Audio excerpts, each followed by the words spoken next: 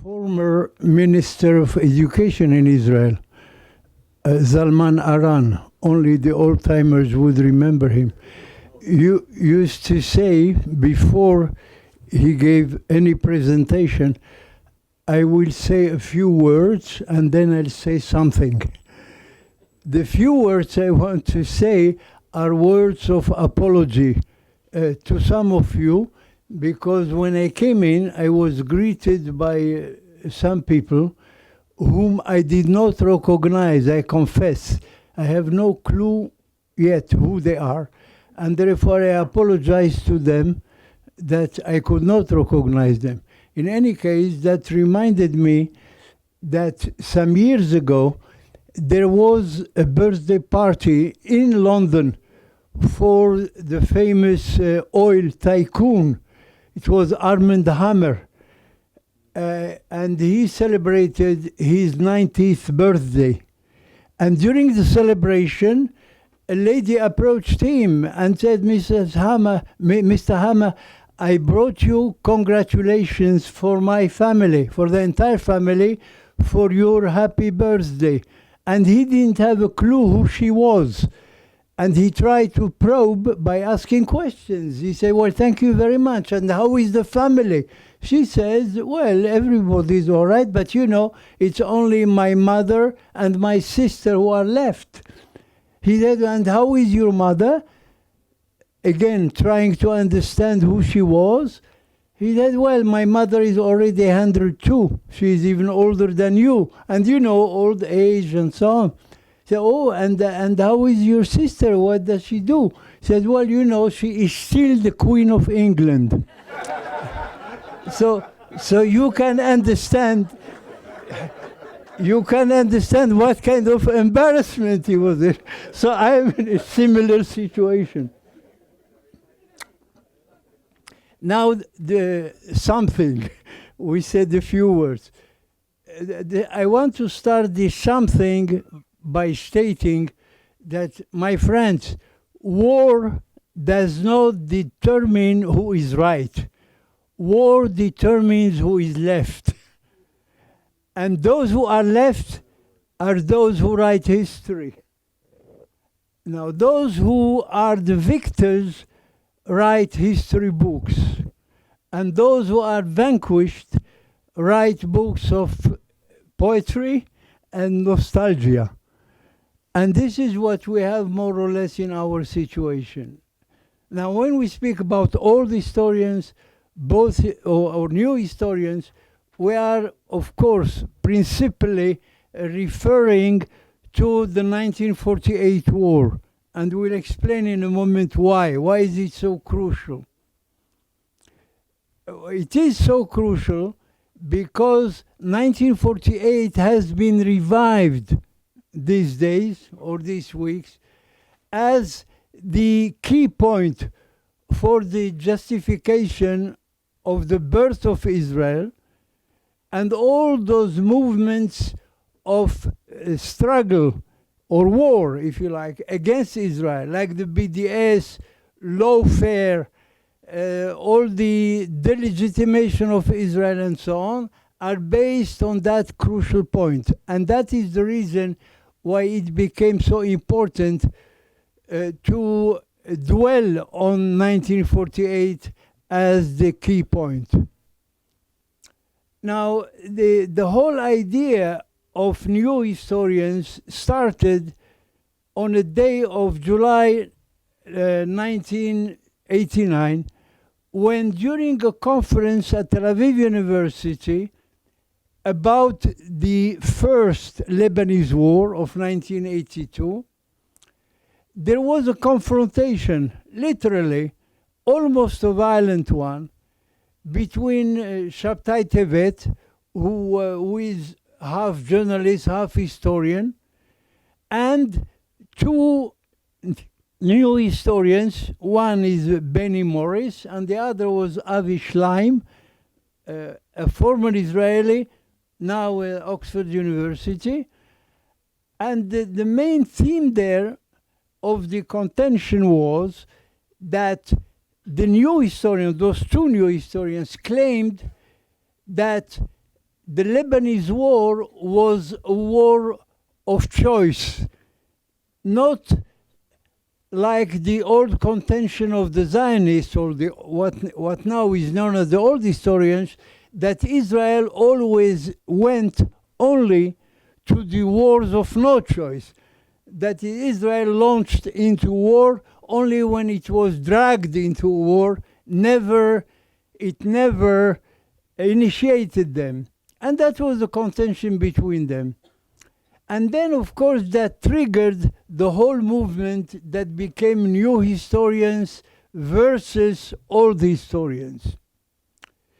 And those two groups who started as a genuine, authentic, and honest debate about the origins of 1948 and the origins of Israel, later on derailed into a very ugly battle of condemnations, even libel and curses against each other, which was far, far from being an honorable academic debate, which would have been, of course, very legitimate.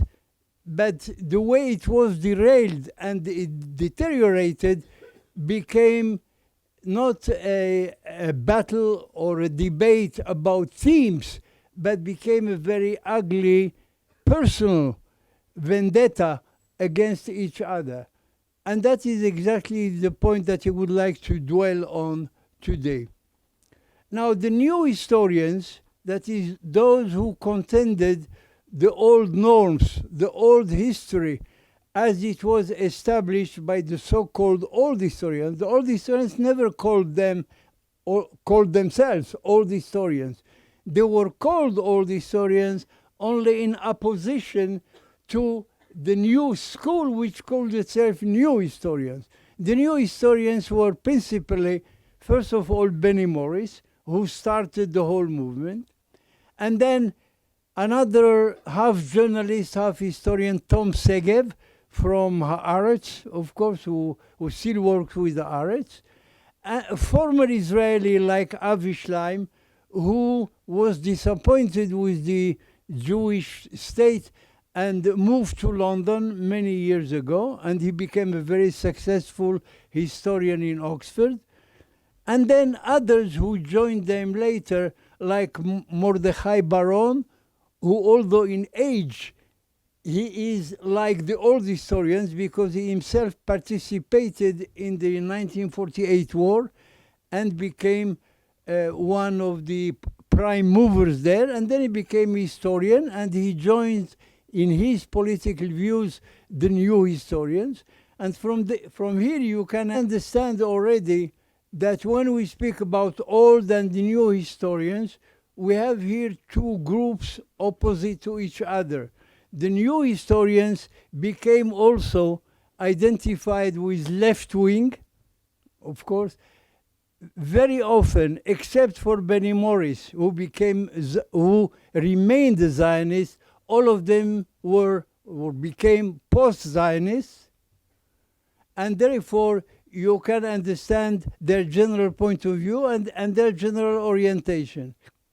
While the old historians, mainly it was Netanel Lorch, Shabtai Tevet, and others who wrote the old standard history that we know from the War of Independence. So these are more or less the two groups when we talk about old historians, new historians. But more important than who they were are the themes of the controversy. And those themes are very many. But I think, as time allows, I will speak about some 5 or 6 of them in this order. I'll enumerate them first, and then we'll go into more details. First of all, was Israel born in sin? This is the question they put on themselves. And perhaps this is the most important question, because if Israel was born in sin, then it has no legitimacy. and everything that derives from that was wrong historically and morally. And then hence you understand how important is this first point. The second issue would be the conduct of the war. How was 1948 conducted? What wrong things were done? And naturally, the old historians would justify the steps or measures that Israel adopted during that war, while the new historians will criticize it almost all the steps of the way. And here we have real controversy, and I'll enumerate some of those problems as we go along. Number 3, the question of Zionism. What does Zionism mean? Was Zionism a good or bad conception? And you can understand that one group is for, the other is against. Number 4, you have here a very big issue of the refugees. The big moral issue that they are contending, and that's what triggered the whole debate. And it was triggered by Benny Morris with his seminal book about the Arab refugees. So that's number 4. Number 5, you have, of course, the issue of the result or the consequences of that confrontation in 1948. And there are here 2 consequences.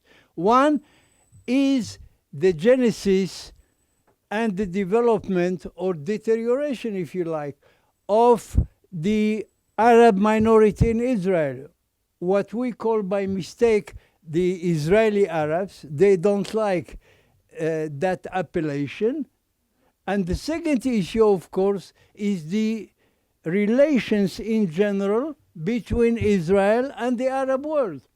Because as you will see, the new historians accuse Israel, or the birth of Israel, or that year, Exodus year of 1948, as the mother of all the wrongs that were to be committed by Israel during its 70 years existence.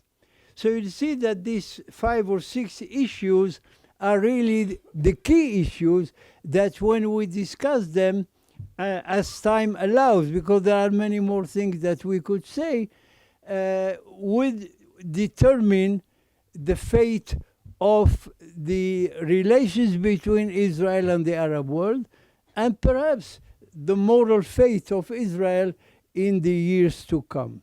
So let us go first. And the first issue, as I said, is whether Israel was born in sin. Now, of course, that question can be regarded from all kinds of points of view, because the Arabs would claim that they are the real natives of this country. I mean, the Arabs in general and the Palestinians in particular, they are the natives of this country. Zionism came to this country and occupied it from their point of view. And then, of course, you can say immediately, hey, what are the Arabs? Are they really saints? How did the land become Muslim if not by occupation?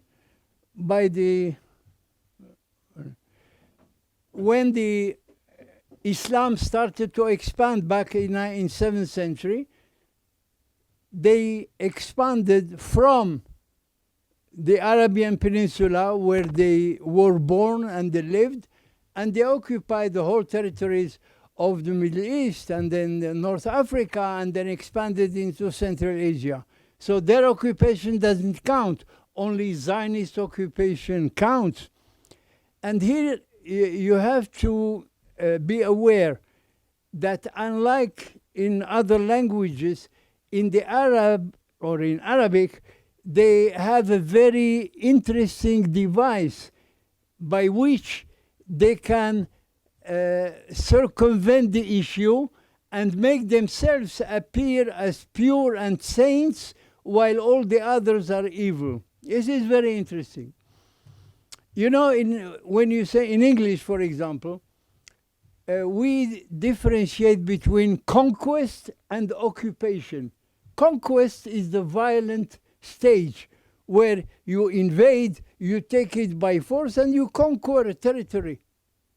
Occupation perhaps is the more gentile, if you like, a gentle stage, not gentile. That's Freudian sleep.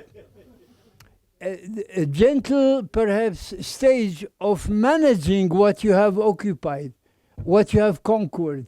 For example, in World War II, the Germans occupied Western Europe, conquered Western Europe, and then they occupied it because they had to manage it. And also vice versa. The Allies conquered Germany, and once Germany was submitted to their power, there were four occupation powers, who divided Berlin and so on into 4 occupation zones. Now, in Hebrew, we don't have differentiation. We say kibush, the same. In Arabic, too, they have the word ihtilal, which means the violent phase of occupation or of conquest is the same word. Conquest and occupation, exactly like in Hebrew. However, and this is very important to remember, in Arabic, what they occupied is not part of that word ihtilal, that is the conquest that they use today. They use the word fath, the movement of the PLO. They just now completed their conference in Ramallah. Fath means open up, to open up. Any territory that was conquered or occupied by Islam in its history was not conquered. It was just opened up for Islam. And once it is opened up, it becomes waqf, a holy endowment territory, and therefore it has some kind of holy sanction over it. It's conquered militarily, but it is protected by this aura of holy occupation because it is a waqf, it is a holy endowment. And this is very, very important because you will understand that not only the Fatah organization is called after that, because the territory that they want is not occupied territory, they just the territory that was opened up for Islam. And this is very important because then any Muslim, including our neighbors here in the Middle East, can claim that what they took is an opened up territory. What the others do is occupied territory or conquered territory. And that differentiation remains very important and very crucial. So we have to remember that. Now, back to our argument about the first item, which is the item of the holiness of the land and the justification for the birth of Israel, or whether Israel was born, of course, in sin. Now, the Israelis or the Jews, of course, gives you, first of all, the Zionists and then the biblical thing. I remind you, in 1919, Nahum Sokolov, one of the heads of Zionism, published a book about the history of Zionism until then. And Lord Balfour, the author of the famous Balfour Declaration, wrote an introduction to the book. And in that introduction, he justifies the return of the Jews to their land, but his justification was based on the Bible, because he was really a Zionist and a Christian, and who believed in the right of the Jews to come to the land. Only much later did Ben Zion Dinur, who was one of the first ministers of education here, created what is known as the Jerusalem School of History, which explained or interpreted Zionism as the link between the Jews who were in the diaspora for the most part, and their land. That is to say, Zionism is not a biblical right. Zionism means building a nation based on the link between the ancient people of Israel who were expelled from their land and back to their land. That is very physical country or land building in this part of the world. This is also very interesting.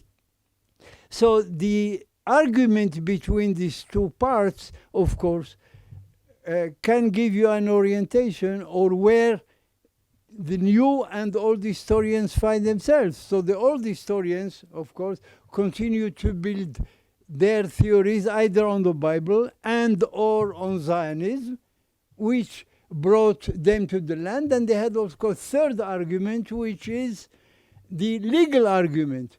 Here you have not only the Balfour Declaration, which recognized the right of the Jews to establish a Jewish homeland in Palestine and so on, but you have also the UN partition resolution, which established the right and so on, and then the British mandate in Palestine in order to facilitate that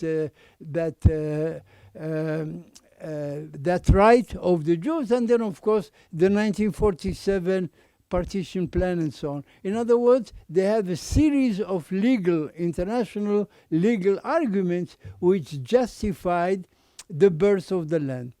And the Arabs, of course, who are supported for the most part, not by Benny Morris, because Benny Morris remained a Zionist, although he founded the New Historians, would base himself mainly on this on the argument that they were natives of the land, that they were pushed out of the land, and so on. They will never mention the fact that in the beginning, the Zionists who came to this land did not occupy or conquer. They could not, for one thing, because the land was ruled by the Ottomans first and then the British, and therefore they had to purchase land. And they purchased a considerable amount of the land and so on. And therefore you see where the argument stands. The new historians, the old historians. The second item is the question of the conduct of the war, as I said before. And here many, many details about which there is controversy and which cannot be settled, which opposes the old to the new historians. And when I say again, old historians, usually Zionists, and today they are identified with the right wing, perhaps, politics of Israel, while the new historians usually side with the Arab arguments, post-Zionists, of course, and usually leaning on the left. In general, because there are all kinds of exceptions that we cannot go into that detail now. Now, what are the items, what are the problems about the conduct of the war? And here there are many issues. I will spell out mainly some 4 or 5 of them, which I regard as the most important, but there are many more. Those who are interested can look in the book. First of all, and maybe this is one of the most important arguments, Benny Morris starts with the argument of the misconduct of the war by the Israelis during the War of Independence. What misconduct? He brings as an example the Dani operation. That was the occupation or conquest, as you want to put it, of the Ramla and Lydda area in July 1948. That was one of the major operations. Benny Morris, and here I am in very deep disagreement with him, first of all speaks about the massacre that was done by the Jews, the Israelis, against the local population in Lydda and Ramla, the total was about 60,000 people. These two cities, plus the villages around them, who were evacuated or expelled or what have you. And here there are very, very many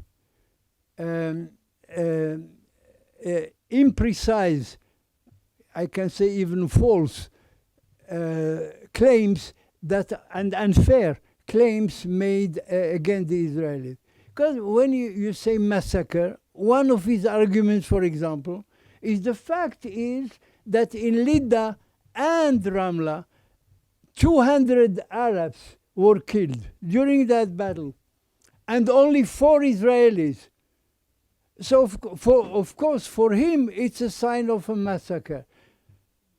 But this is an argument which has no leg to stand on in the first place.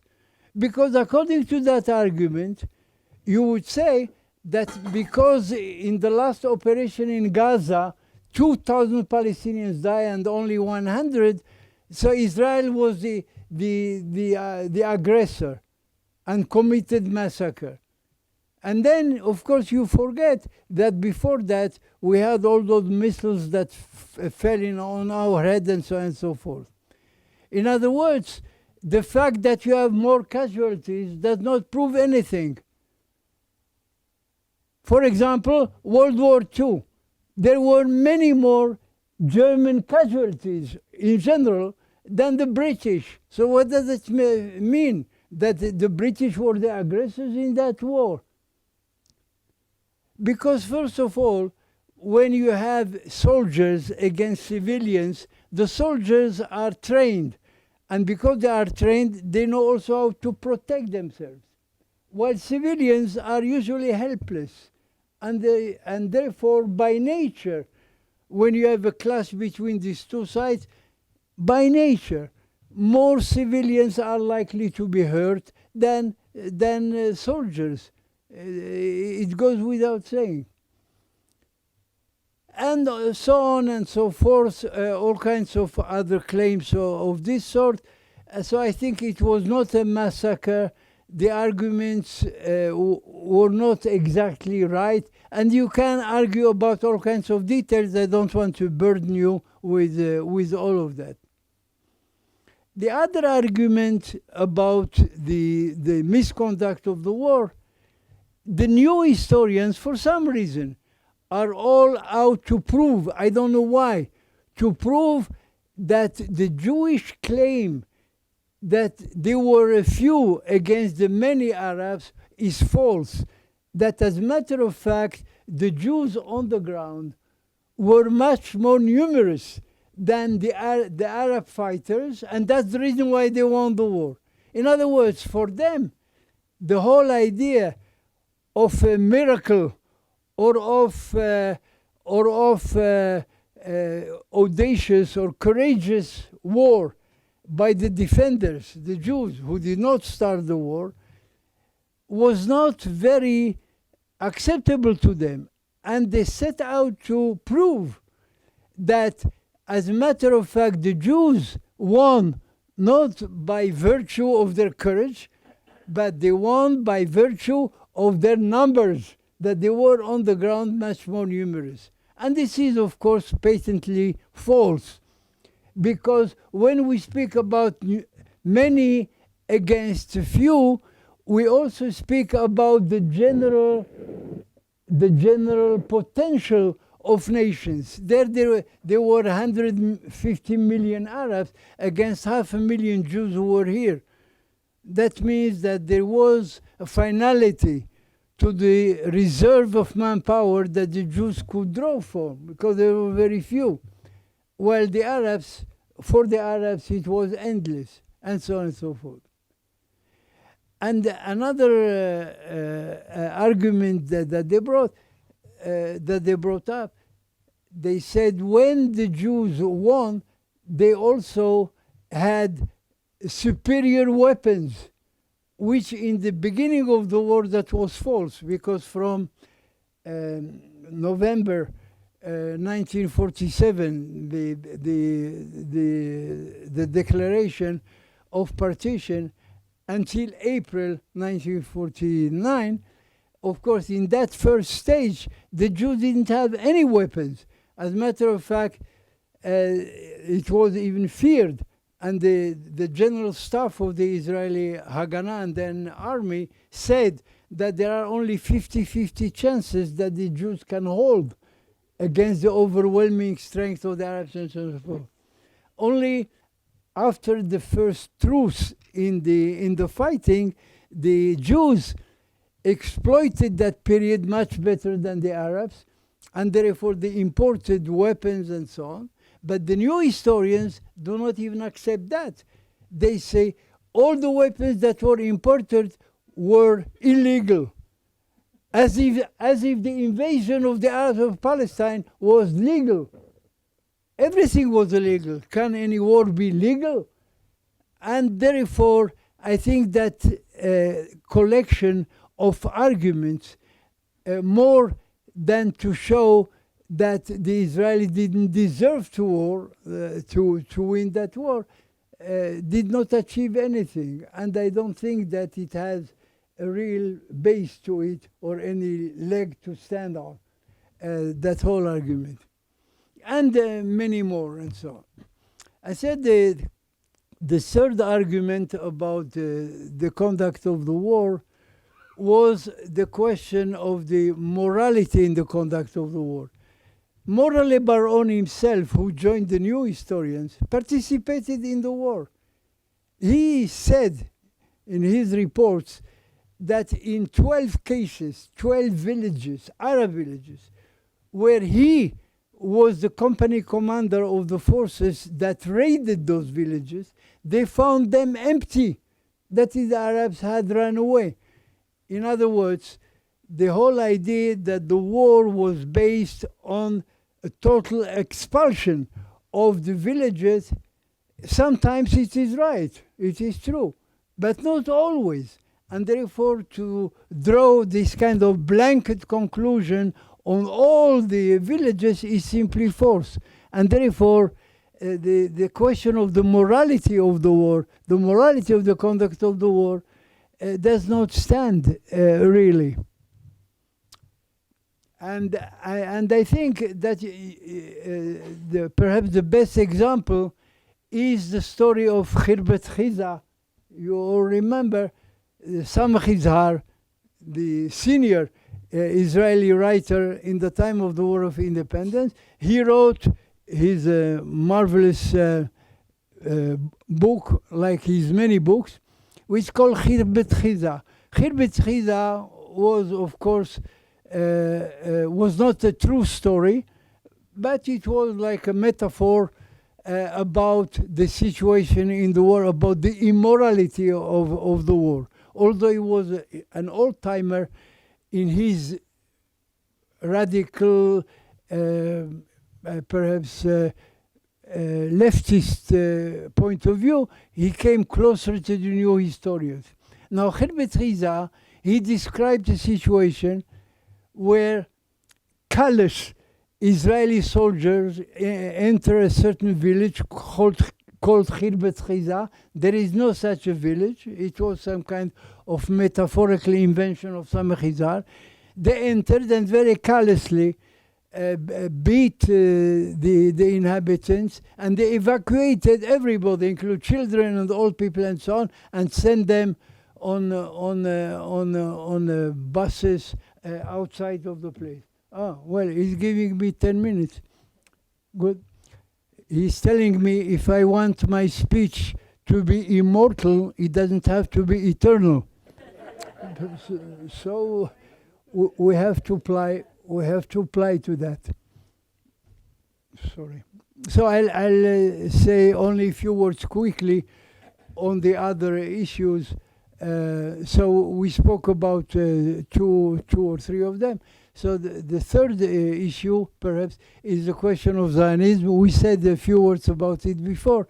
So the question, of course, that opposes old and new historians is the questions of whether Zionism was legal moral movement of national liberation as the Jews and the old historian posed, or was it, as the Arabs claim, supported by most of the new historians, that Zionism was a colonialist movement? If it is colonialist, imperialist, therefore it deserves to be vomited, rejected out of the land, and that decreases from the legality of the Jewish state.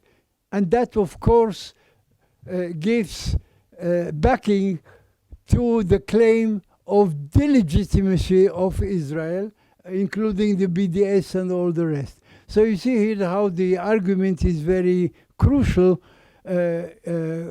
opposing the two parties in this argument.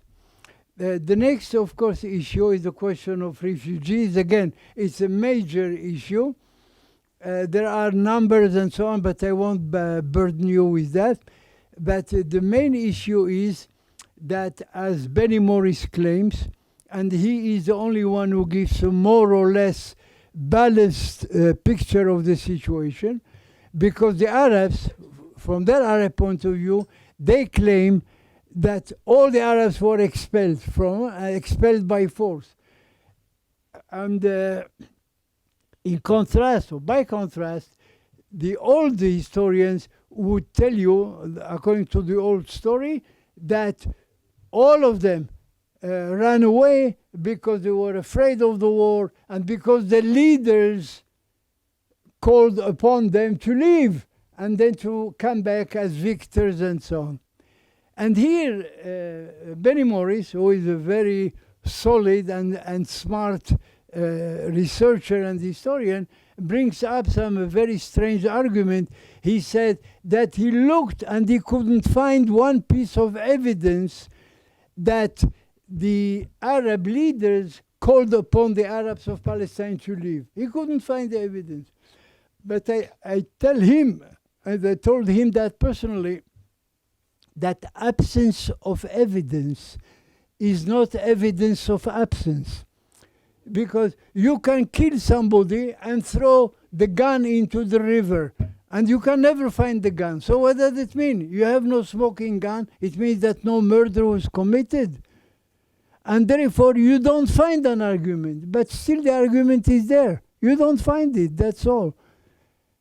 And but to his credit, I have to say, but on this point, Benny Morris at least brings a balanced picture. Because true, many were expelled from their places. For example, he produced a document written by Yitzhak Rabin, who was the head of operations of the area where the Lida and Ramla operation happened.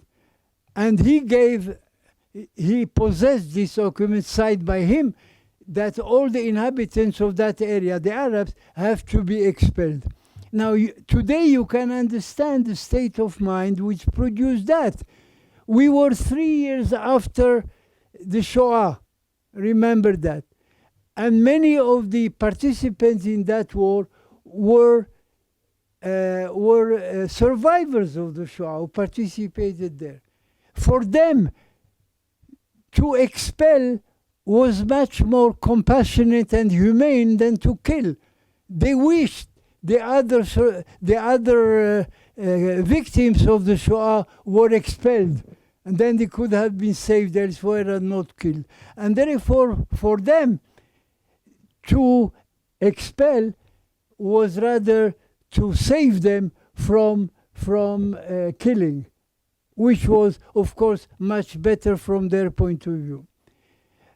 But Benny Morris, and that's for his credit, does acknowledge that many of them ran away simply by fear of being caught in the crossfire, and that's natural.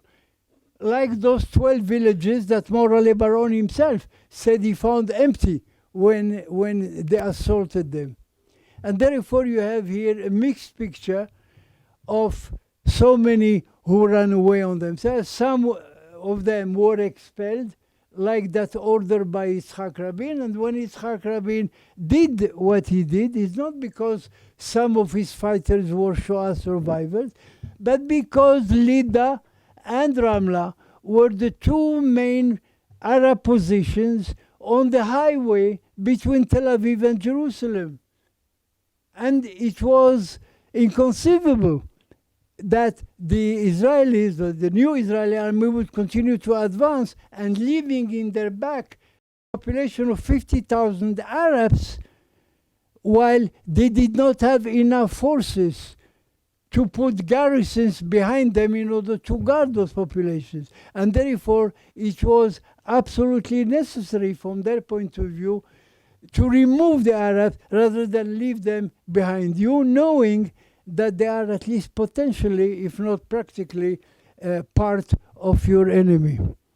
And then, of course, in the last couple of minutes, I must mention the last 2 points, the relations, the ensuing relations between the State of Israel and its Arab population internally, and the rest of the Arab world externally.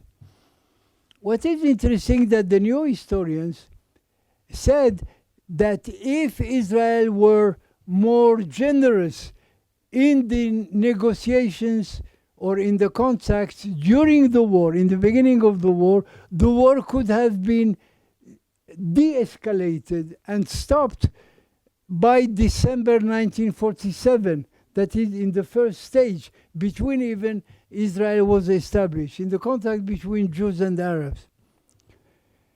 And his proof, the proof of Benny Morris, of the new historians, is that in the Lausanne Conference 1950, which followed the establishment of Israel and the War of Independence, the UN pressed Israel to accept a couple of more 100,000 of refugees, to accept them into Israel, and Israel refused.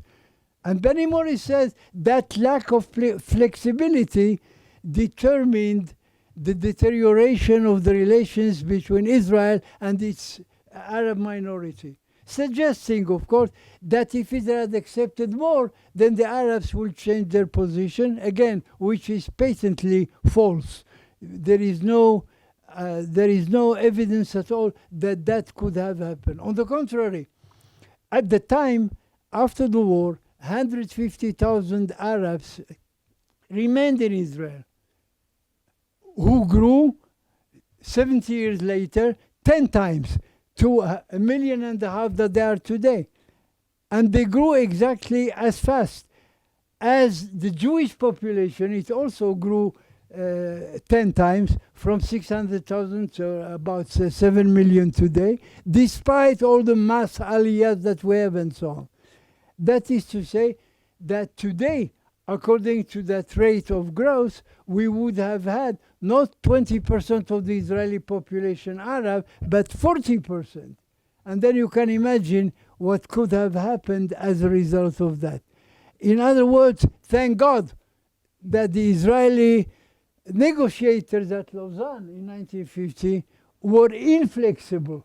Because if they had been flexible, the end of Israel, or the end of Zionist Israel, could have come, of course, much earlier. And finally, I'm threatened all the time. Finally, the question of Israel and the rest of the Arab world.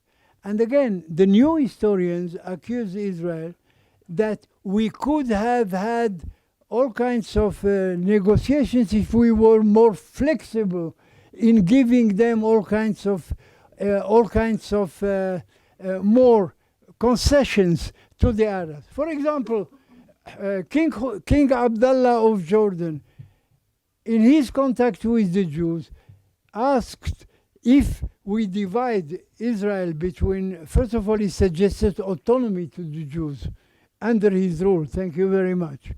And then, of course, every one of us today is very thankful that that idea was rejected at the time. All he wanted is to regain Lod and Ramla. And if They gave him that, plus a corridor between the West Bank and Jaffa, in order to have an access to the Mediterranean. Then he would accede to peace with Israel. First of all, we know what his fate was. He was murdered exactly because he negotiated with Israel. And secondly, I'm asking now, Benny Morris and his friends, would he agree, would he have agreed that Lida and Ramla, again, the core of Israel, on the road again between Jerusalem and Tel Aviv, would be in Arab hands today? Would anybody conceive of that situation? So that's the inflexibility we are accused of. By the way, other Arab countries also suggested that kind of concession and flexibility, in return to which they would sign peace with Israel. Egypt wanted just a piece of the Negev. And then they would say, Farouk made all kinds of probes in order to gain that kind of thing. Would anybody conceive today that a piece of the Negev would be in the hands of the Egyptians? The Syrians was Husni Zaim, the colonel who took over the rule in Syria. He just wanted the east coast of the Kinneret to be ruled by the Syrians. Can anybody conceive today that that should have been conceded to him?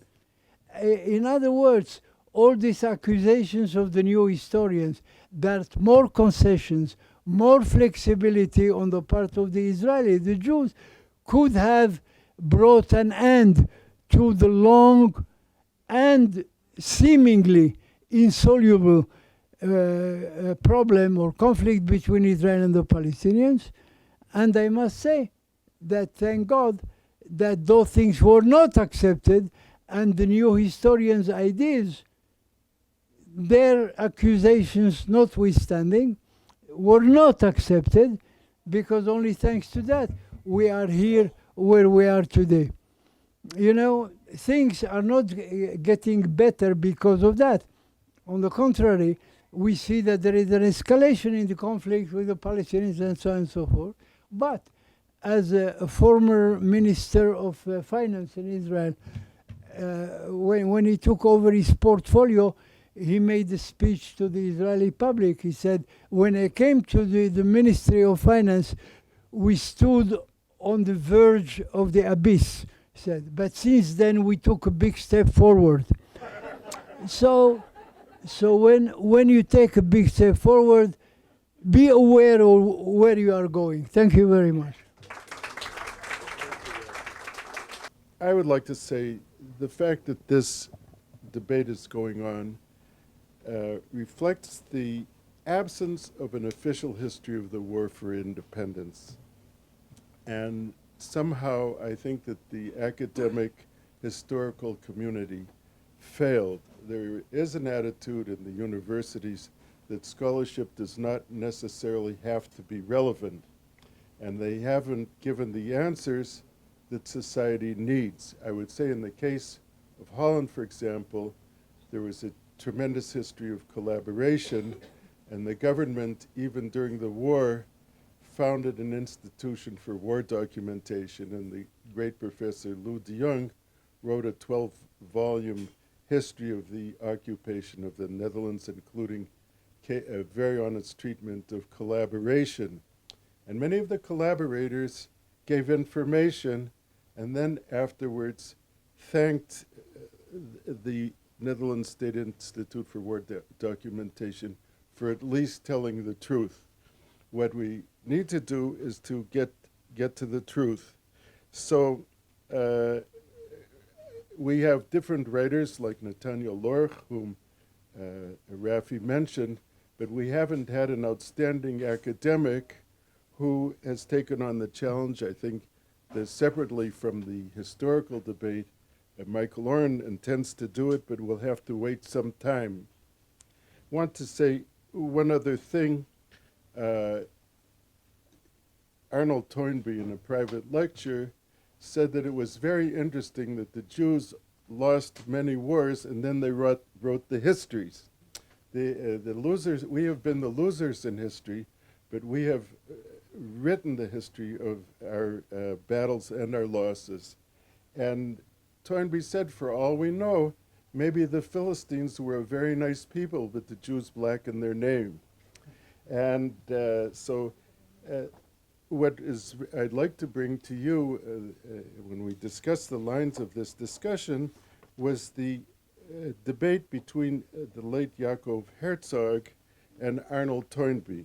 And Toynbee had said about the war for independence, compared from a moral standpoint the attitude of Israel to the Arabs in 1947 and 48 with the Nazi slaughter of 6 million Jews. And so it dates back to that period. It also dates back to the British officials of the Mandate. This is the beginning of the debate, and the debate is worth reading because the facts are the same and the arguments are the same. And Yaakov Herzog said, how can two events, the destruction of 1/3 of our people and the Arab refugee problem created through a war started by the Arabs themselves, be mentioned in the same breath? So the arguments have been around. There's one other thing that I would add without going too far. Rafi spoke about the accusations of massacres and so on, and they may not have existed. But there is a professor at Bar-Ilan by the name of Eliezer Tauber who was fascinated by the history of Deir Yassin and went into it. And then he explained that after Deir Yassin, the Arab side emphasized the cruelty of the Jews in their propaganda and exaggerated it tremendously. And as a result of these exaggerations, many Arabs felt that they had to leave, and the Arabs, in that sense, well, not telling people to leave, had a major part in the ultimate result. These are a few points, and I'm going to let Ravi have another 5 minutes to expand on any subject he wishes.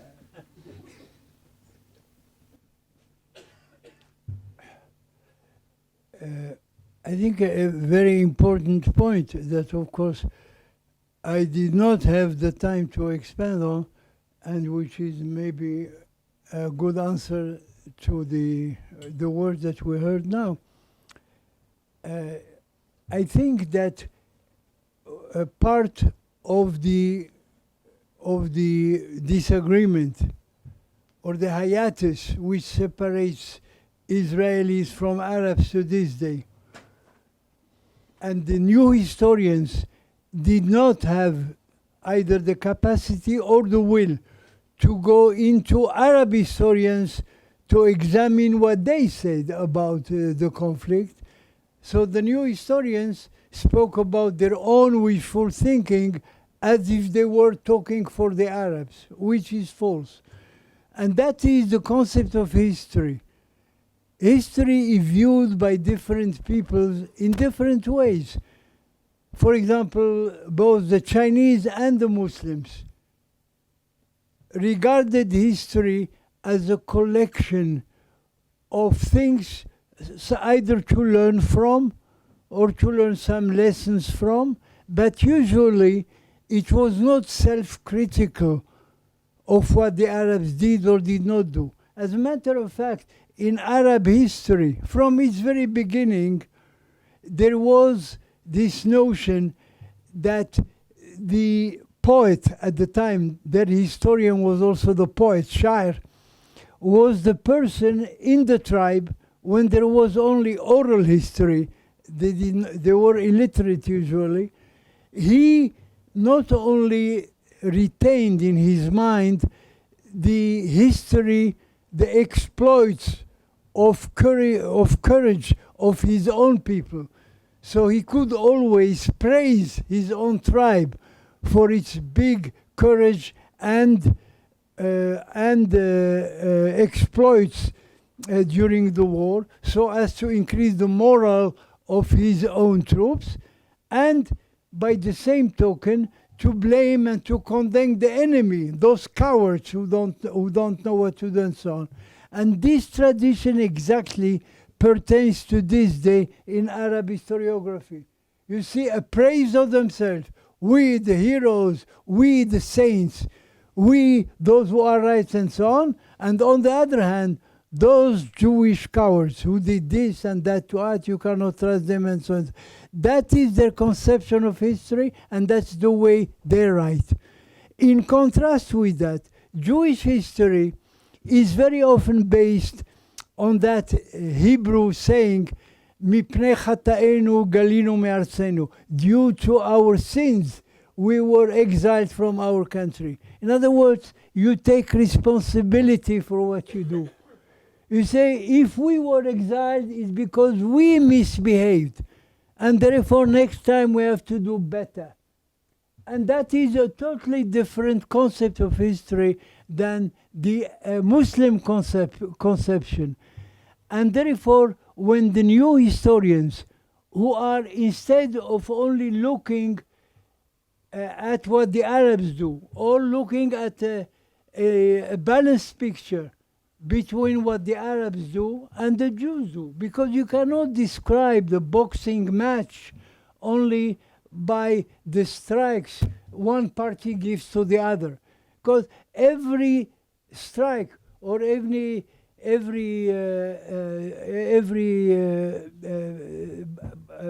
punch, whatever one's give, one of the boxers gives, is conditioned by what the other do too. And you catch here the new historians telling all the wrongs that the Jews did, not trying even to understand, because they cannot understand. They don't go into the Arab sources what the Arabs think, what they did in order to occasion the reactions by the Jews. And when I speak about this boxing match, I cannot help share with you this what I think is very, very nice anecdote, that there was a boxing match in America between a black boxer and a white boxer. In the first round, the white boxer had the upper hand. So somebody in the audience was encouraging him, says, beat him, break his head, break his teeth. In the second round, it was the other way around. The black boxer was better. But the same person in the audience was shouting at him, beat him, break his head, break his teeth. Some other person in the audience was puzzled by this conduct, and he said, hey, mister, make up your mind. You are for the black or for the white? He said, I am for nobody, I am dentist. So I think that is what the Jews have to be, dentists. Let them fight, and we just stand and judge. But that was by the way, sorry. And they are, Chazal put both of them into our canon, even though they are very often disagreeing with each other and giving different versions of history. And I think somebody once said, there is no history, there's only his story. Yeah. Everything is subjective. What I really wanted to ask you was, the title of your book is Old Historians and New Historians, is what you spoke about. And the third line says, no historians, which you didn't talk about. Well, was I given the time? Look, I spoke only about a fraction of what I did. Many important issues were ignored because of the restriction of time. But in my conclusion, I say that when a debate, genuine debate about themes in history, when they are debated, that is history. You have one view, you have another view, one interpretation, another interpretation. But when the debate is derailed into personal vendetta and vindication and all kinds of ugly argument, that's no history. That was the issue. So I say it in a nutshell, but that's in the book. It's given in much more detail. Thank you for your excellent presentation. Thank you. I'm going to buy the book. and this is a bit of a riff on Edward's comment. I have a friend, Dr. Emmanuel Navon, who says that everyone is entitled to their own narrative, which is like his story or her story, but not everyone is entitled to their own facts. Okay? That's right.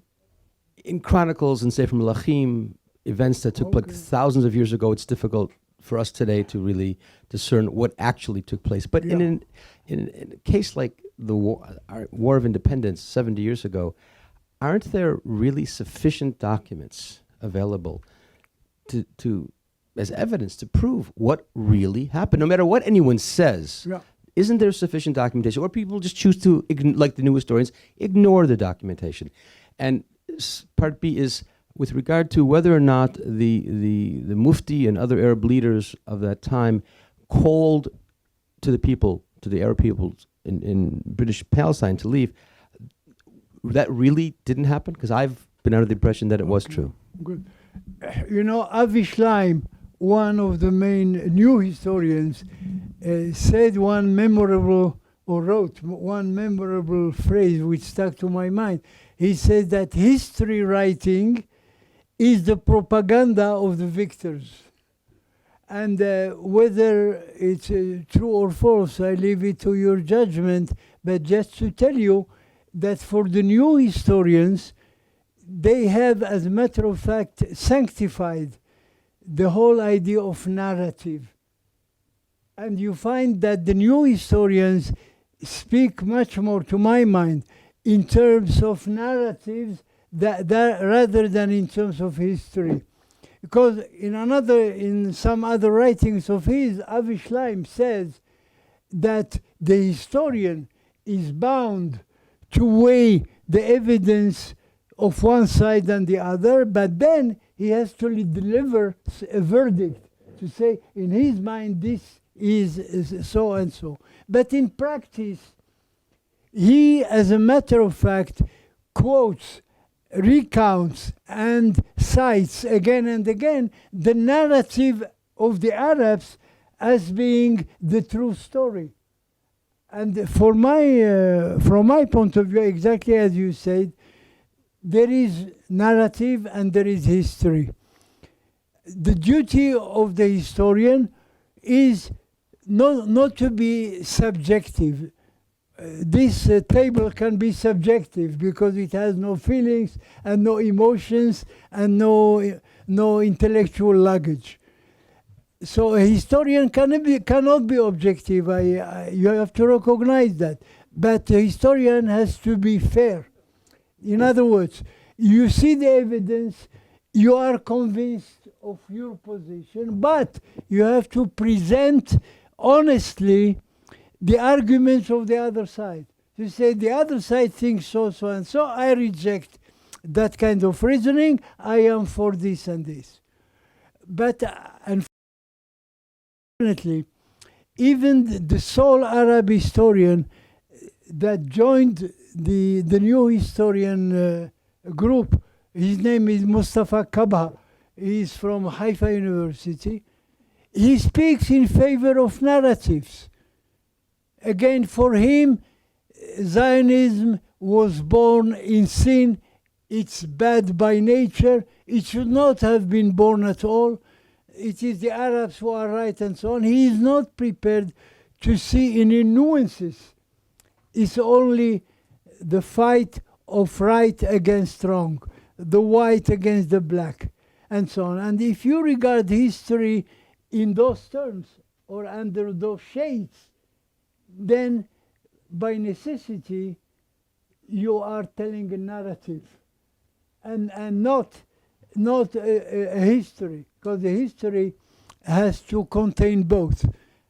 You bring the arguments of both, and then you deliver your own verdict if you have one.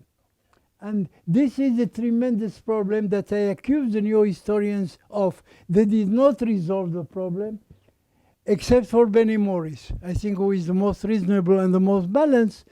They hold on to the narrative issue and they sanctify it, rather than trying to research both sides and come to some kind of balanced argument and verdict. Okay. Okay, next question, Ted. Hi. In the immortal words of Hillary Clinton, at this point, what difference does it make? Now, this debate on the old and the new historians, does it have any practical effect who wins in terms of how this problem is going to be solved? That's right. Well, look, you can say that about the history of the Second Temple too. What difference does it make? What practical consequences does it have? You can say that about history in general. Okay, so that's the point of view. Shimon Peres, the late Shimon Peres, said, I am not interested in history. I am interested in the future. There is a point of view like that. That I don't accept it, but okay, if you think so, fine. Okay, in the conclusion of my book, I ask, or I said almost the same thing. I said, therefore, let's look at the reality today. The Palestinians may be right about the tragedy that they incurred and the injustice and travesty that were done to Germans and so forth. But today, there is a Jewish state. They have to come to terms with it, negotiate one way or another, come to a compromise. But the word compromise does not exist in their narrative. I would like to. They want only triumph. They want it all and now. They don't want to give up any part of it because they are right. When you are right, you don't compromise. They say, somebody stole one room from my house. Should I make a compromise and accept it? It's my house. I want, first of all, to expel him from my house, and then we talk about it. I would like to add one word. Ted, in answer to your question, Deborah Lipstadt, who, of course, was a fighter against Holocaust denial, wrote, history does matter, with an explanation point, and I think that's the right answer for you. She spoke here. Yes. And she said the same word. Right. History does matter. Mayor Fishburne, where do you place Anita Shapira? Okay. Well, Anita Shapira deserves a big discussion here in the book, because initially, due to her being the major biography of the founders of the state, she did about Burl Katznelson and then about Yigal Allon and so on. She was opposed to many of the views of the new historians, and therefore some tended to place her with the old historians. But she is somewhere, let's say, in the middle. She does not want to be identified with either because she leans rather on the left politically. And the old historians, rightly or wrongly, have come to be identified with the right wing, so to speak, and therefore she wants to distance herself from that kind of categorization. And therefore, I think, to my mind, she is rather old historian in that point of view, that she sticks with the basic Zionist view of the meritorious status of the State of Israel from the beginning, and on the conduct of the war and so on and so forth. She wrote a marvelous article about Khirbet Chizah, speaking about that book by Sam Chizar, and her essay is really a masterpiece of her exercise to try to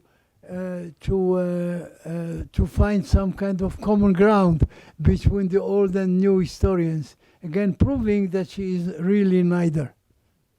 If you're seeing them as allied with the narrative movement, the post-reality. Okay, but let's assume, okay, if you're buying into a narrative position, then the ultimate would be that this is my narrative, but I'm not right and I'm not wrong, and your narrative is as legitimate as mine. You can't start with a narrative position that's my picture and then say, therefore, you don't have a narrative or you're not entitled. So it seems like there's a short circuit there that, at least in terms of conflict resolution, narrative should mean there's no way I'm giving in, but there's no way I'm saying I'm right. Well, that's right. I think the person that perhaps illustrates what you just have said is Avi Schleim, if you read him. Because on the one hand, he really claims that the historian has to examine both narratives and deliver his verdict about it. He says that very clearly. But on the other hand, when he writes the history, he gives more credence to the narrative of the Arabs than to that of a... For example, I think he gives it himself. He says in 1948, there was a collusion between Israel or the Jewish Yishuv and then the Jewish state, the new Jewish state, and King Abdullah. Collusion. And he said that while the Zionists claim that, as a matter of fact, Abdullah first suggested a autonomy to the Jews under his rule, which of course they rejected, with Golda Meir, who negotiated with him. Shabtai Tevet, of the old historians, says that there was a dialogue with Tevet, not Tevet, Tom Segev, who is a new historian, says that there was, as a matter of fact, some kind of understanding. You know, it depends what word you use, between Israel and Abdullah. And while Avi Schleim speaks about collusion, that is to say, he rejects the other. You take the same fact, and you one say dialogue, the other says collusion, and the other says understanding. So what do you make of it? It all depends on your point of view. So it's a judgment of the historian.